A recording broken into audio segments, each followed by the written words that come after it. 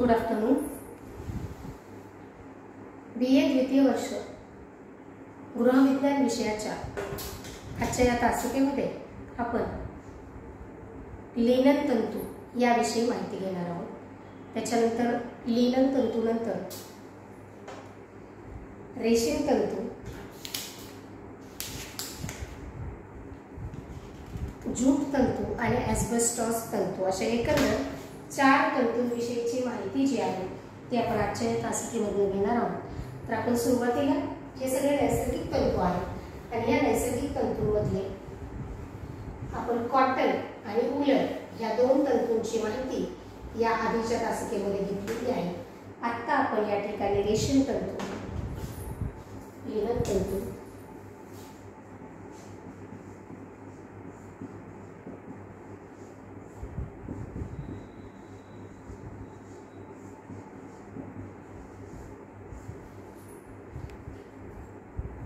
आता आपण या ठिकाणी रेशीम तंतूविषयी बोलतो आहोत। प्राणीज तंतू म्हणजे नैसर्गिक तंतूंमधला हा प्राणीज तंतू आहे। रेशीम जे आहे ते एका अळीच्या स्त्रावापासून तो स्वतःच्या भोवती त्या स्त्रावाचा एक कोश तयार करतो आणि त्या कोशापासून रेशीम तंतू जो आहे तो निर्मित केला जातो किंवा त्याच्यापासून रेशीम तंतू जो आहे तो बनवला जातो। वस्त्र उद्योगामध्ये रासायनिक प्रक्रियेच्या साहाय्याने पुष्कळ स्वरूपाचे नाजूक सुंदर तंतू तयार केले जात आहेत किंवा जातात। त्यापासून मजबूत सुंदर असे आकर्षक असे कापड देखील तयार केले जाते। पण त्याच्यासोबत रेशमी तंतूची तुलनाही केली जाऊ शकत नाही, कारण की आधुनिक युगामध्ये सुद्धा म्हणजे पारंपरिक युगातच नाही तर आधुनिक युगामध्ये सुद्धा सर्वात जास्त लोकांच्या पसंतीला उतरणारा हा तंतू आहे किंवा या तंतूची कापड जे आहे याची पसंती ही आज देखील तितक्याच प्रमाणात आहे, म्हणजे त्याचं प्रमाण हे कमी झालेलं नाही। म्हणून त्याच्यापेक्षा कितीही सुंदर आकर्षक आणि मजबूत तंतू जरी मार्केटमध्ये उपलब्ध आहे, अवेलेबल आहे, तरी देखील रेशमी तंतूला, रेशमी तंतूच्या कपड्यांना तितकीच मागणी आजही आपल्या बाजारपेठेमध्ये आपल्याला दिसून येते। सर्व तंतूंमध्ये रेशीम तंतू हा सर्वश्रेष्ठ असा तंतू मानला जातो, कारण याच्यावरची जी चमक आहे, याचा जो नाजूकपणा आहे आणि याचं सौंदर्य आणि मजबूती ह्या ज्या गोष्टी आहेत या गोष्टी आपल्याला याचं कापड वापरण्याची इच्छा जी आहे किंवा याला आकर्षकता जी आहे, मजबूती जी आहे, त्याच्यामुळे आपल्याला याची या पद्धतीच्या कापड खरेदीची इच्छा जी आहे ती आपली या ठिकाणी जागरूक होते। याला वस्त्र सम्राज्ञी म्हणजे क्वीन ऑफ फॅब्रिक देखील रेशमाला म्हटलं जातं। रेशम जो आहे किंवा रेशीम जो आहे तो त्याच्या गुणांमुळे लोकांच्या पसंतीला पडलेला आहे, परंतु रेशीम फॅब्रिक जे आहे किंवा रेशमी वस्त्र जे आहे याची किंमत ही जास्त असते। म्हणून साधारणपणे सर्वसाधारण क्रयशक्ती असणारे लोक ह्या वस्तू तंतूचे खरेदी जी आहे ती करू शकत नाही। रेशीम तंतू जो आहे तो प्रथिनयुक्त तंतू देखील म्हणून ओळखला जातो, कारण प्राणीज तंतू असल्यामुळे प्राणीज तंतू हे प्रथिनयुक्त पदार्थांपासून तयार होतात, म्हणून यांना प्राणीज तंतू किंवा प्रथिनयुक्त तंतू असं देखील म्हटलं जातं किंवा या दोन्ही नावाने या तंतूला ओळखलं जातं। साधारणपणे अळीच्या स्त्रावापासून हा तंतू तयार होतो, परंतु या तंतूच्या निर्मितीसाठी खूप काळजी जी आहे ती या ठिकाणी घ्यावी लागते। हे वस्त्र विणण्यासाठी अधिक वेळ, अधिक पैसा खर्च होत असतो आणि म्हणून याची किंमत जी आहे, म्हणून या तंतूची किंमत जी आहे ती या आपल्याला जास्त आहे किंवा जास्त वाटते। म्हणजे ॲक्च्युली मध्ये रेशीम तंतू हा महागच असतो किंवा त्याची किंमत ही जास्त असते। रेशीम तंतू जो आहे तो प्रथिनयुक्त असल्यामुळे त्याच्यामध्ये उष्णता वाहकतेचा गुणधर्म जो आहे तो आढळून येत नाही, म्हणून रेशमी वस्त्र थंडीच्या दिवसामध्ये वापरण्यासाठी योग्य वाटतात। याच्यामध्ये मंद उष्णते वाहकतेचा गुणधर्म असतो आणि हा जो तंतू आहे हा आपल्या शरीरातील उष्णता जी आहे ती बाहेर जाऊ देत नाही आणि त्याच्यामुळे सुती, लिनन आणि रेयॉन पेक्षा हा कपडा गरम वाटतो आणि हे कपडे गरमीच्या दिवसात घालणे देखील शक्य असते, कारण रेशमी तंतू हा स्पर्शाला आणि दिसण्याला दोन्ही म्हणजे दृश्य स्वरूपामध्ये आणि स्पर्श स्वरूपामध्ये दोनही ठिकाणी हा गुळगुळीत असा वाटत असतो आणि त्याच्यामुळे हा खूप नाजूक पोताचा आणि थंड गुणधर्माचा हा तंतू किंवा हे कापड असते आणि म्हणून आपण याला उष्णतेच्या म्हणजे उन्हाळ्यात सुद्धा याला आपण वापरू शकतो।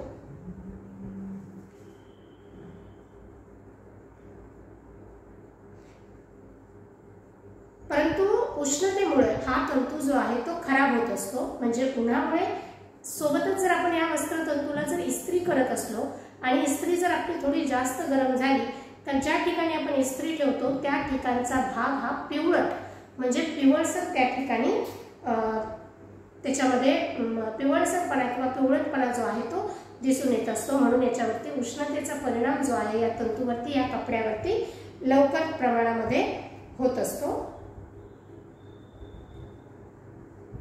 या रेशमी तंतू जर जळाला किंवा जाळला तर याचा वास जो आहे या तंतूचा उनी तंतू जळायला सारखाच याचा वास जो आहे तो त्या ठिकाणी येत असतो। तसेच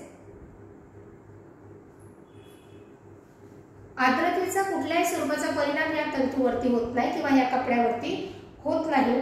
साधारणपणे हा कपडा ओला असताना आपसत नाही, परंतु जोरात घासल्यामुळे तंतूचा नरमपणा गुळगुळीतपणा हा खराब होतो आणि जास्त वेळ ओला जर राहिला तर याचा रंग खराब होण्याची भीती त्या ठिकाणी असते आणि म्हणून साधारणपणे या तंतूची वातावरणातील 10 ते 33% आर्द्रता ग्रहण केली असली तरी याच्यातला ओलावा जो आहे तो जाणवत नाही, म्हणजे हा मूळतः हा तंतू जो आहे तो थंड स्वरूपाचा थंडची जाणीव जी आहे ती देत असतो आणि म्हणून याच्यातील ओलावा जो आहे तो साधारणपणे जाणवत नाही व्यक्तीला। लिनन तंतूप्रमाणे हा तंतू आपल्याला त्याच्यातला ओलावा जो आहे हा कापडभर पसरू देत नाही किंवा कापडभर पसरू शकत नाही, म्हणजे एखाद्या ठिकाणी जर पाणी सांडलं तर ते पूर्ण कापड ओलं होत नाही तर तेवढाच भाग त्या ठिकाणी ओला झाल्याचा आपल्याला लक्षात येतं। कपडे धुताना किंवा डाग काढताना सौम्य अंमलाचा उपयोग केला तर याच्यावरती वाईट परिणाम होत नाही, परंतु तीव्र अंमलाचा जर उपयोग केला तर त्याच्यामध्ये त्या तंतूचे नुकसान जे आहे ते या ठिकाणी होऊ शकते। तीव्र अंमलामुळे हे कापड विरघळते, विशेषतः ते बराच वेळ जर बुडून ठेवलं तर ते जास्त प्रमाणात विरघळते आणि थोड्या वेळ जर बुडवलं तर त्याच्यातलं रेशीम विरघळतं आणि त्याच्यावरती पिवळेपणा जो आहे तो त्या कपड्याचा पिवळटपणा जो आहे तो वाढतो किंवा त्याच्यामध्ये तो पिवळटपणा पडतो। उनी तंतूप्रमाणेच रेशमी तंतूवर देखील अल्कलीचा परिणाम होतो, परंतु थोड्या कमी प्रमाणात होतो। तीव्र अल्कलीमध्ये हानिकारक परिणाम होतात।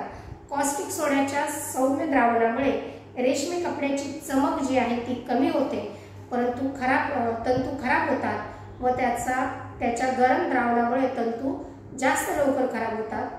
अल्कली किंवा क्षारामुळे तंतू कमजोर होतात, म्हणून घामामुळे वस्त्र कमजोर होते। कपडे धुण्यासाठी मऊ साबणाचा किंवा द्रव साबणाचा म्हणजे लिक्विड सोपचा वापर जो आहे तो रेशीम तंतू धुण्यासाठी साधारणपणे केला जातो। शक्यतो रेशमी तंतूंना घरी धुतले जात नाही तर याला ड्राय वॉश किंवा ड्राय क्लिनिंग केलं जातं की जेणेकरून या तंतूची जीवन जे आहे ते जास्त काळपर्यंत राहू शकते, कारण की तंतू महाग असल्यामुळे त्याची वापरण्याची किंवा त्याची मजबूती आणि त्याचा काळ जो आहे तो वाढवण्यासाठी काही स्वरूपाची काळजी जी आहे ती या तंतूंमध्ये घ्यावी लागते। रेशमी तंतूचा उपयोग जो आहे किंवा या कपड्याचा उपयोग जो आहे तो कशासाठी केला जातो तर एक म्हणजे पेहराव्यासाठी केला जातो आणि दुसरं म्हणजे ग्रह सजावटीसाठी केला जातो। आता पेहराव्यासाठी केला जातो म्हणजे कुठल्या वस्त्रांसाठी या वस्त्रतंतूचा उपयोग केला जातो तर साधारणपणे स्त्री किंवा पुरुष म्हणजे महिलांच्या किंवा पुरुषांच्या विशेष अशा कार्यक्रमासाठी वापरण्यायोग्य असणाऱ्या वस्त्रांचा, म्हणजे जसं की लग्न समारंभाच्या निमित्तानं किंवा खूप मोठ्या प्रमाणात आणि चांगला असा कार्यक्रम आहे त्या ठिकाणी वापरण्यासाठीचे कुर्तीज, त्याच्यानंतर महिलांसाठी साड्या, पैठणी यासारख्या वस्त्रांसाठीच म्हणजे या तंतूचा उपयोग जो आहे तो केला जातो। आणि गृह सजावटीचा उपयोग म्हणजे की गृह सजावटीमध्ये घरातील पडदे, त्याच्यानंतर आपल्या घरातील सोफा सेटचे कवर्स, उशांची अभरे म्हणजे उशांचे कवर्स यासारख्या चांगल्या कार्यक्रमाच्या वेळेस किंवा विशिष्ट अशा कार्यक्रमाच्या वेळेस आपण आपल्या घरामध्ये उच्च स्वरूपाची सजावट किंवा तयारी चांगल्या कार्यक्रमासाठी जेव्हा करत असतो तेव्हा व्यक्तिगत पेहराव्यासाठी आणि आपल्या घराच्या अंतर्गत सजावटीसाठी आपण रेशीम तंतूंच्या कपड्याचा किंवा रेशीम तंतूंचा उपयोग जो आहे तो आपण या ठिकाणी करू शकतो। म्हणजे आपण आता या ठिकाणी बघितलं की रेशीम तंतू हा सगळ्यात महाग आहे, कारण की याच्या निर्मितीसाठी खूप सारा वेळ आणि श्रम जे आहे आणि त्याच्या म्हणजे सर्वात लांब पण हा तंतू असतो, ज्या कोशापासून म्हणजे आळी जेव्हा स्त्रवते आणि त्याचा कोश तयार करते म्हणजे कवच तयार करते आणि त्या कवचामध्ये ती असते। तर ही सगळी प्रक्रिया करण्यासाठी त्या अळीला विशिष्ट स्वरूपाचं खाद्य त्या ठिकाणी खाऊ घालावं लागते किंवा त्या विशिष्ट स्वरूपाचं खाद्य जे आहे म्हणजे त्या वनस्पतींची पानं जी आहे ती त्या ठिकाणी आधी लागवड करावी लागते। त्याच्यानंतर ते कापून त्या आळ्यांना त्याचं खाद्य द्यावं लागतं आणि त्याच्यानंतर तो अळी जो आहे ती अळी जी आहे ती त्या खाद्यपदार्थानंतर तो स्त्रव जो आहे तो स्त्रव सोडायला सुरुवात करते आणि त्या स्त्रवाच्या भोवती म्हणजे स्वतःच्या भोवती त्या स्त्रवाचं ती आवरण तयार करत असते आणि त्या आवरणानंतर म्हणजे त्याचा ती एक साधारणपणे कोश तयार करते आणि त्या कोशापासून रेशमी कापड रेशमी तंतू तयार होतो आणि ह्या तंतूचा नंतर कापड निर्मितीसाठी उपयोग केला जातो। त्याच्यानंतर आहे लिनन तंतू, हा वनस्पतीचे तंतू आहे। तर लिनन तंतू जो आहे हा साधारणपणे सगळ्यात प्रथम उपयोगात आणला गेलेला तंतू आहे, म्हणजे हा सर्वात जुना असा तंतू आहे। लिनन कापड उपयोगात आणले जाण्याचे पुरावे हे वैदिक काळापासून देखील आपल्याला आढळून आलेले आहेत। म्हणजे वैदिक काळापासून लिनन कापडाची निर्मिती किंवा लिनन तंतूंची निर्मिती जी आहे ती वैदिक काळापासून अस्तित्वात आहे। फ्लॅक्स या झाडाद्वारे मिळणाऱ्या तंतूपासून लिनन जो आहे हा लिनन कापड जो आहे तो तयार केला जातो। आता फ्लॅक्स हा शब्द जो आहे हा जर्मन शब्द आहे आणि फ्लॅक्सचा जर्मन भाषेमध्ये अर्थ जो आहे तो म्हणजे झाड असा आहे। म्हणजे थोडक्यात झाडापासून तयार होणारा तंतू आणि त्या तंतूपासून बनणारं कापड म्हणजे लिननचे कापड असं आहे। आणि लिननचे कापड त्या काळामध्ये वैभवाचे प्रतीक मानले जात होते, म्हणून हा कापड जो आहे तो साधारणपणे राजे, महाराजे किंवा उच्च वर्गातील लोक म्हणजे उच्चवर्गीय लोकच या कपड्याचा वापर जो आहे तो करू शकत होते किंवा करत होते। हा कपडा सुती कापडापेक्षा महाग आहे, कारण याच्या उत्पादनासाठी वेळ लागतो, श्रम लागतात आणि म्हणून साधारणपणे हे धागे जे आहे लिनन तंतूचे धागे जे आहेत ते परदेशातून आणावे लागतात। सुती तंतू हा आपल्या इकडे उत्पादन होतो, परंतु लिनन तंतूचं उत्पादन हे परदेशात होतं, तर त्याच्यामुळे याची किंमत जी आहे ही सुती तंतूपेक्षा थोडी महाग किंवा जास्त प्रमाणात याची किंमत असते। लिननचे झाड हे जेवढे उंच असेल तेवढा उंच त्याच्यापासून तंतू जो आहे तो बनत असतो। साधारणपणे 30 ते 51 सेंटीमीटर पर्यंतचा लांब असा तंतू हा लिननचा तयार होत असतो। नैसर्गिक तंतूंमध्ये रेशीम तंतूनंतर म्हणजे सर्वात लांब तंतू हा रेशीम तंतू आहे, परंतु त्याच्या खालोखाल म्हणजे 2 नंबरला लिनन तंतू हा सगळ्यात लांब तंतू आहे। या तंतूवर रेशमाप्रमाणेच चमक असते। रासायनिक पदार्थाचा उपयोग करून तंतूंवरील चिकट पदार्थ काढल्यास हा तंतू कडक आणि खरखरीत होतो। तसेच हा तंतू विशेष मजबूत असतो, म्हणून लिनन कापड हे अधिक टिकाऊ असते। म्हणजे हा जो काही तंतू आहे या झाडांपासून बनवलेला फ्लॅक्सपासून बनवलेला हा मजबूत असतो, त्याच्यामुळे हा रेशमानंतर मजबूतीमध्ये देखील याचा दुसरा नंबर आहे. म्हणजे लांबीमध्ये, चमकमध्ये आणि मजबूतीमध्ये सुद्धा रेशमानंतर लिनन तंतूचा दुसरा नंबर येतो. कोरड्यापेक्षा ओले असताना हे कापड जास्त मजबूत असते. जसं आपण बघितलं की उनी तंतू जो आहे हा ओला असताना मजबूत नसतो, तर कोरडा असताना मजबूत असतो.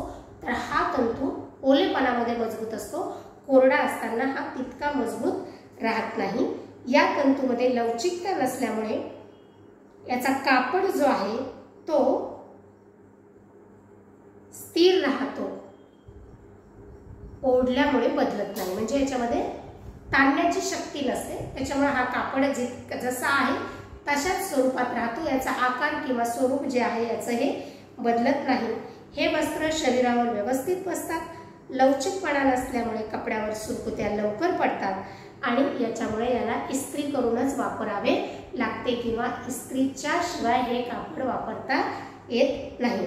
लिनन कपड्यामध्ये आर्द्रता शोषकता असल्यामुळे पाणी जेवढ्या गतीने शोषलं जातं तेवढ्याच गतीने ते पाण्याचा त्याग देखील करतो. म्हणजे जितक्या प्रमाणात, जितक्या लवकर तो पाणी ओढून घेतो तेवढ्या लवकर हे पाणी स्वतःपासून बाहेर देखील टाकत असतो. म्हणजे की जर आपण घाम आल्यानंतर आपला घाम जर या कपड्याने शोषून घेतला तर तितक्याच लवकर ते कापड जे आहे ते कोरडं देखील या ठिकाणी होत असतं. म्हणजे ओल्या होण्यासोबतच कोरडं होण्याची प्रक्रिया देखील याच्यामध्ये लवकर होते. म्हणजे आपल्या स्वतःमधला पाण्याचा त्याग हे कापड लवकर करतो, म्हणजेच हे कपडा लवकर वाळतात. याच्या ह्या गुणधर्मामुळेच वैयक्तिक उपयोगाकरता हे कापड जास्त वापरले जातं. आरामदायक, लवकर वाळल्यामुळे हे कापड जे आहे ते आरामदायक आणि स्वास्थ्यदायक असते.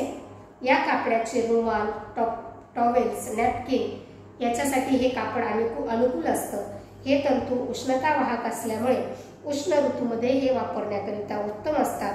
शरीराची उष्णता शरीरामधून सहज निघून जाते आणि त्याच्यामुळे त्वचा जी आहे व्यक्तीची ती या ठिकाणी थंड राहण्यासाठी ह्या तंतूचा, ह्या कपड्याचा उपयोग जो आहे तो होत असतो. आता हा कापड जो आहे हा कशा कशासाठी उपयोगात आणला जातो, तर वैयक्तिक उपयोगासाठी म्हणजे आपल्या वस्त्रांसाठी, आपण डेली यूजमध्ये जे काही कपडे वापरतो त्याच्यासाठी या तंतूचा उपयोग केला जातो. घरगुती कपड्यासाठी आणि सोबतच सौंदर्य निर्मितीसाठी म्हणजे सजावटीसाठी सुद्धा या कपड्याचा उपयोग केला जातो. आणि त्याच्यानंतर व्यापारी आणि औद्योगिक क्षेत्रात देखील या तंतूच्या कपड्यांचा उपयोग केला जातो.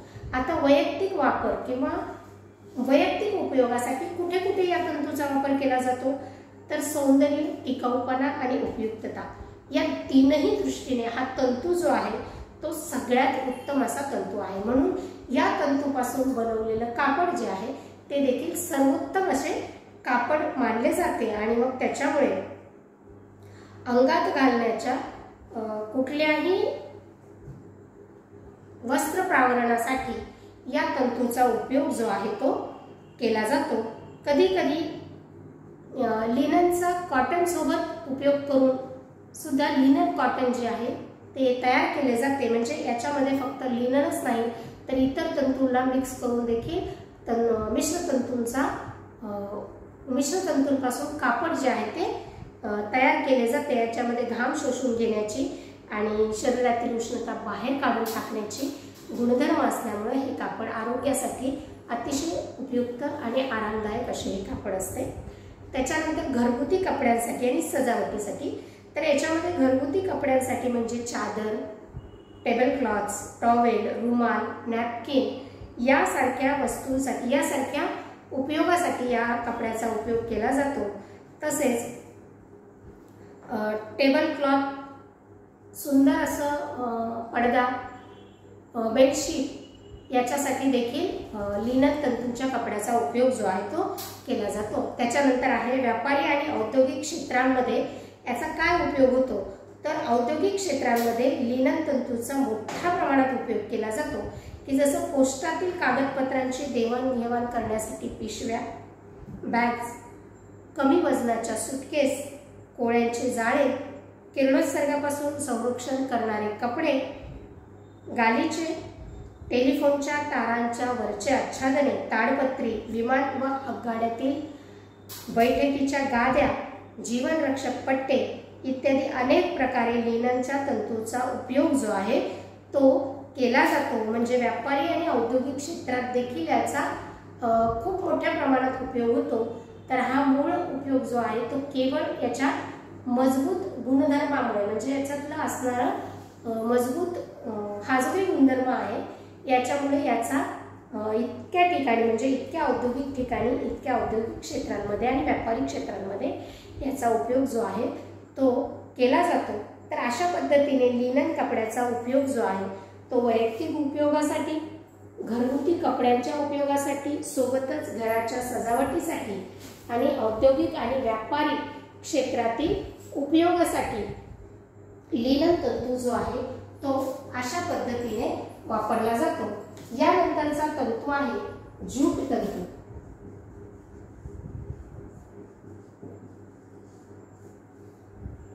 हा ज्यूट तंतू जो आहे हा देखील वनस्पतीचे तंतू आहे. कापसाच्या तंतू खालोखाल म्हणजे सुती तंतूच्या नंतर ज्यूटचा उपयोग हा जास्त प्रमाणात केला जातो. या तंतूला कलकत्त्यामध्ये हेम्प असं देखील म्हटलं जातं. कॉर्कोस कॅप्युलिसिस या झाडाच्या सालाखालच्या पेशीपासून, म्हणजे खोड जे आहे, खोडाची जी साल काढल्यानंतर त्याच्या आतला जो रेषाळ भाग आहे याच्यापासून ह्या तंतूची निर्मिती जी आहे ती होत असते किंवा त्याच्यापासून ज्यूट बनवलं जातं. या झाडाची साधारणपणे 3 ते 5 मीटर इतकी उंच असतात आणि या झाडाच्या पानांपासून देखील तंतू जो आहे तो बनवला जातो. तर हे झाड कोणतं आहे तर ते आहे कॉर्कोरस कॅप्सुलरिस. कॉर्कोरस कॅप्सुलरिस हे झाड जे आहे हे साधारणपणे कलकत्ता, म्हणजे कलकत्त्यामध्ये याला हेम्प म्हटलं जातं आणि आपल्याकडे याला ज्यूट म्हटलं जातं. तर हे झाडाच्या म्हणजे खोडाच्या सालीच्या आतमधल्या भागापासून हा तंतू जो आहे तो तयार केला जातो.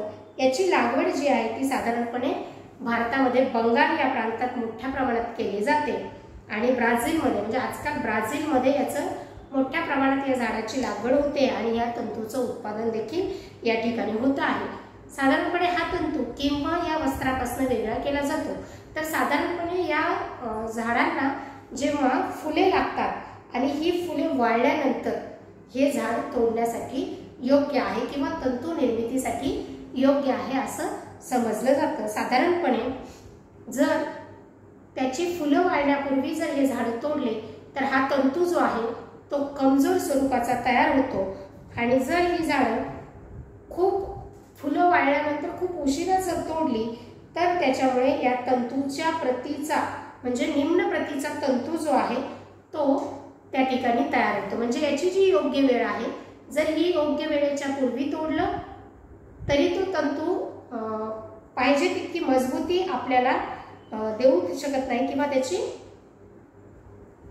चमक जी आहे ती त्या ठिकाणी कमी होते आणि निम्न प्रतीचा कापड जो आहे तो या ठिकाणी तयार होतो. म्हणजे त्याची योग्य वेळ जर नाही पाळली, म्हणजे त्याच्या पूर्वी तोडलं किंवा त्याच्यानंतर तोडलं तर या दोन्ही परिस्थितीमध्ये या कपड्याचा तंतू जो आहे तो कमजोर, कमी चमक असणारा असा आणि निम्न प्रतीचा दर्जा असणारा तंतू जो आहे तो व्यक्तीला प्राप्त होतो. परंतु त्याच्या योग्य वेळेवर जर हा तंतू तोडला तर त्याच्यापासून चांगल्या प्रतीचा तंतू आणि चांगल्या प्रतीचं वस्त्र जे आहे ते तयार होऊ शकतं. हा तंतू जो आहे हा कमजोर, ठिसूळ परंतु कडक असा असतो. याच्यामध्ये स्थितिस्थापकता कमी असते. नवीन धाग्यांना चमक असते, परंतु जसं जसं धागा जुना होत जातो तशी तशी याची चमक देखील या ठिकाणी कमी होत जाते. याच्यासाठी 2 प्रकारच्या झाडांची लागवड ही भारतात आणि बांगलादेशमध्ये केली जाते. बांगलादेशमध्ये या झाडांना तोतापाट आणि मिठा पाट असं म्हटलं जातं आणि अशा प्रकारचे तंतू जे आहेत हे कुजवले, म्हणजे या झाडांच्या बुंध्या म्हणजे झाडाच्या ब्रँचेसला कुजवलं जातं, परंतु मग हा जो काही कुजवण्याचा प्रकार आहे तो जर चांगल्या आणि स्वच्छ पाण्यात केला तर हा तंतू पांढरा आणि चमकदार प्राप्त होतो। परंतु गढूळ पाण्यात जर ह्या फांद्या कुजवण्याची प्रक्रिया केली तर त्या ठिकाणी हा तंतू तपकिरी किंवा पिवळसर रंगाचा आणि कमी चमक असणारा तंतू जो आहे तो आपल्याला या ठिकाणी प्राप्त होत असतो। म्हणून अधिक चांगल्या तंतूसाठी किंवा मजबूत चमक असणाऱ्या तंतूसाठी, एका चांगल्या चमक असणाऱ्या तंतूसाठी स्वच्छ पाण्यामध्येच याला कुजवण्याची प्रक्रिया केलेली तर तो तंतू चांगल्या पद्धतीने उपयोगात आणला जाऊ शकतो। कापसाचा किंवा तागाच्या तंतूपेक्षा हा तंतू जो आहे तो कमजोर असतो। विशेषतः हे तंतू कोरडे असताना जास्त कमजोर असतात, म्हणून त्याचे अनेक पेळू एकत्र मिसळून जाड पेळू तयार केला जातो आणि या धाग्यापासून नंतर कापड विणले जाते। घर्षणामुळे म्हणजे घासल्यामुळे हा तंतू जो आहे तो कमजोर होतो आणि विरंजनाच्या प्रक्रियेमुळे देखील हा तंतू या ठिकाणी कमजोर होतो, परंतु याला रंग या ठिकाणी देता येतो। म्हणजे याचा मूळ रंग जो आहे तो असणारा रंग बदलण्यासाठी आपण या तंतूला रंग देखील देऊ शकतो। आता हा तंतू कशा पद्धतीने उपयोगात आणला जातो किंवा व्यक्तीच्या वस्त्रासाठी उपयोगात येतो का किंवा याचे कुठले दुसऱ्या प्रकारचे उपयोग जे आहेत ते होऊ शकतात, तर याच्यामध्ये चांगला ज्यूटचा रंग जो आहे तो पिवळसर असतो, त्याला रेशमासारखी चमक असते आणि त्याचा उपयोग जो आहे तो कृषी, व्यापार, उद्योग आणि घरगुती क्षेत्रांमध्ये केला जातो। मुख्य करून गोणपाट ज्याला आपण पोतं असं म्हणतो याच्यासाठी मेन याचा उपयोग जो आहे तो केला जात असतो। याच्या पोत्याच्या पिशव्या शिवून त्याच्या वेगवेगळ्या मटेरियल जे आहे ते जगभरात पुरवण्यासाठी आपल्याला याचा उपयोग केला जातो। शिवाय दोरे, सुतळी यापासून पर्सेस देखील तयार केल्या जातात आणि थोड्याफार प्रमाणात साड्या विणण्यासाठी देखील या तंतूचा उपयोग केला जातो। हा तंतू जो आहे हा अग्नी प्रतिबंधक आणि जल प्रतिबंधक कापड तयार करताना वापरला जातो। तसेच कॉस्टिक सोड्याचा उपयोग करून उनी तंतूसारखे दिसणारे तंतू देखील या ज्यूट तंतूंपासून तयार केले जातात। तसेच गालिचे तयार करण्यासाठी या तंतूचा वापर केला जातो, परंतु प्रॉपर गालिचे न करता गालिच्याच्या खालचा बाजूचा जो भाग असतो तो साधारणपणे ह्या ज्यूटने बनवलेला असतो, जेणेकरून त्या गालिच्याला मजबूती प्रदान करण्याचं काम जे आहे ते या तंतूच्या माध्यमातून केलं जातं। घरगुती उपयोगासाठी बिछाई, आसने, गाद्यांच्या खोळी, कांबळी इत्यादीसाठी याचा उपयोग होतो आणि शिंपी कामामध्ये अस्तर, पॅडिंगसाठी तसेच ताडपत्रे, विजेच्या तारांच्या वरचे आच्छादन, पाण्याखालून किंवा जमिनीखालून जाणाऱ्या तारांचे वरची आच्छादने अशा विविध कामांसाठी या तंतूंचा उपयोग जो आहे तो केला जातो किंवा होत असतो। तसेच सुती तंतू आणि उनी तंतू या दोघां तंतूंसोबत याचा वापर करून याच्यापासून वस्त्र निर्मिती देखील केली जाऊ शकते।